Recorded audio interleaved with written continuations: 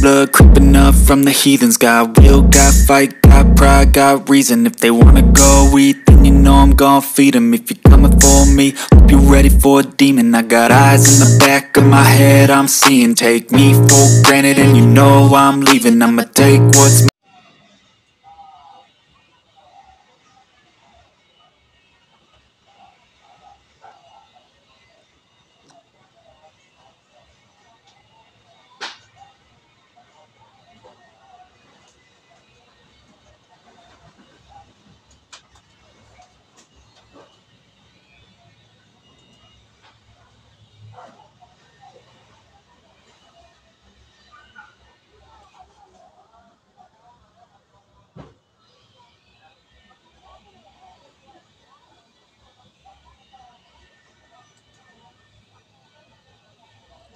Yun, perfect kilay. That's my kilay, guys. So, yan ang kilay natin ngayong araw na to. Kasi pupunta ako ng school. Siyempre, magsusundo. Ayan. So, a little bit of lipstick. Konting lipstick lang. Tapos, yun. Okay. Yung buhok mo, ano pa, gusto kong patuyuin yung buhok. Kasi mamaya pa ako magbibis ng damit. Yun lang. So, yun ang ating kilay. Kilay is life. Diva. Alam mo naman ang kilay. Importante ang kilay sa ating buhay. Lalo ng mga babae. Diba? Aminin nyo. Aminin nyo dyan. Mag-comment down below kayo. Sino yung hindi umaalis ng bahay, no? Hindi nagkikilay. Kasi ako talaga, promise. Ito, share ko lang sa inyo. Ayoko talaga na umalis na wala akong kilay. Kasi feeling ko parang hindi ako kompleto. Okay lang sa akin, hindi ako makapagpulbo, hindi ako makapag-lipstick. Basta yung kilay is, nailagay ko talaga ng, ayan, ganyan, like this one. Yun. So, share ko lang. 'Di ba? Kasi mostly kasi ang mga babae, lahat ng mga babae, talagang gusto nila yung kilay nila is maganda. Kasi nga, yun ang nakaka-attract sa ibang tao. Lalo na pag tumitingin sila sa ibang tao. Like sa mga babae, diba? Kilay kasi yung unang nakikita. Like for me, ako din, parang pag nakita ko ng isang babae, ang ganda ng kilay niya. Parang ganun. So yun, ako ay hindi talaga ako umaalis pag wala akong kilay. If ever man, siguro kung wala akong kilay na umaalis ako, siguro yung nagmamadali ako, napaka-emergency na talaga.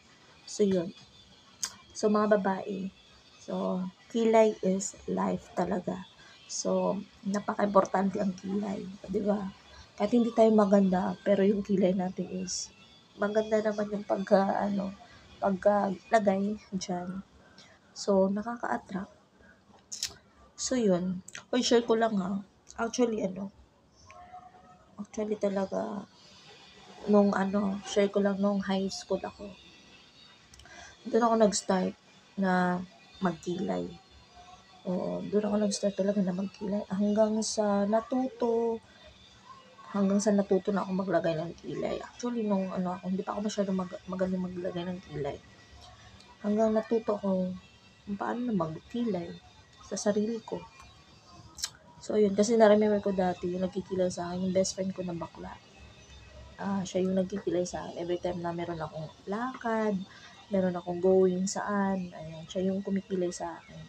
And then, yung nga, na parang natutunan ko na lang din kasi nga, if ever nawala siya, hindi alam ko na kung paano magkilay sa sarili ko. So, yun lang, share ko lang. So, that's it, guys. So, share ko lang sa mga mahilig magkilay dyan. So, yun. So, mamaya, magbibis kasi ako mamaya. Kasi papunta na ako ng school around 3 kasi maaga ngayon, ang labasan ng mga estudyante kasi may meeting yata sila. So, mga 2:45, ayan, dapat nandun ako sa school. Kasi 3, nabasa na. Ayun, naghahanda ako. Actually, guys, ngayon ako nakaligo. Grabe. Kasi nga, alam niyo ba, share ko lang, ilang weeks ako, more than a week akong nakahiga, tapos, ang sama ng pakiramdam ko, masama yung katawan ko, mabigat yung katawan ko, yung ulo ko, sobrang sakit. Pero, ano na lang, parang kinakaya ko na kasi no choice, wala akong mautusan dito sa bahay. Siyempre, yung mga anak ko, maliliit pa. So, ako talaga yung kumikilos. Kaya minsan, sabi ko sa sarili ko, ano ba to? Parang hindi ko na kaya. Pero laban pa rin. So, yun. Actually, masakit pa yung katawan ko, pero hindi ko na lang pinapansin. Kasi, kung pinapansin ko, the more siya, the more ako nanghihina. 'Di ba? Kaya hindi ko na siya pinapansin. So, yun lang guys. Thank you so much for watching. And yan sa mga babae dyan, sa mga girls out there. Ayan. Paano ba kayo magkilay? Charot. So, yun na guys. Share ko lang yung aking paano ako magkilay. Actually, nagkilay ako kanina eh. Tapos, ano ko na lang. Yung kilay is like, ano yung kilay? Diba? Kasi nakaka-attack talaga yung kilay. Kilay is life sa ating buhay, mga babae. So, yun na. Thank you for watching.